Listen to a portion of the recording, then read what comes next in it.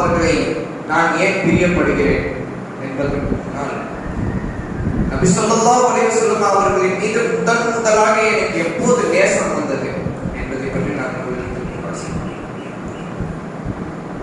என்னுடைய சிறு வயதில் என்னுடைய தந்தையும் என்னுடைய ஆசிரியருமான ஹஸ்ரத் அவர்கள் ஒரு நாள் ஜும்மா பயணம் பண்ணாங்க. அப்படி ஜும்மா பயணம் பண்ணும்போது நபி ஸல்லல்லாஹு அலைஹி வஸல்லம் அவருடைய சக்கராத்துடைய ஹாலாத்தை பத்தி பண்ணாங்க. அந்த ஜும்மாவுடைய மஜ்லிஸ்ல அமர்ந்திருக்கக்கூடிய எல்லாருமே கண் கலங்கி இருக்காங்க, எல்லாருமே அழுதுட்டு இருக்காங்க. நான் பார்த்தேன் என்ன விஷயம் ஏன் அப்படின்னு சொல்லிட்டு அந்த பயானம் உன்னிப்பா கவனிக்க ஆரம்பிச்சேன். என்னையே அறியாமல் எனக்குள்ள ஒரு கலக்கம் ஏற்படுத்தி எனக்குள்ள அந்த என்னுடைய சிறு வயது எனக்கும் அந்த ஒரு அழுகு வந்துச்சு.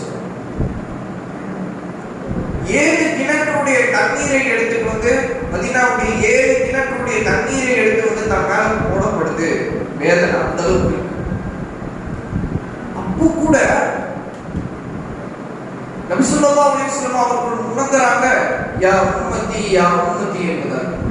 சகோதரர்களை சிந்திச்சு பாருங்க. நபி ஸல்லல்லாஹு அலைஹி வஸல்லம் அவர்கள் தன்னுடைய வாழ்க்கை முழுவதும் அர்ப்பணித்தது தன்னுடைய உம்மத்துடைய வெற்றிக்காக மட்டுமே தன்னுடைய இருக்காங்க.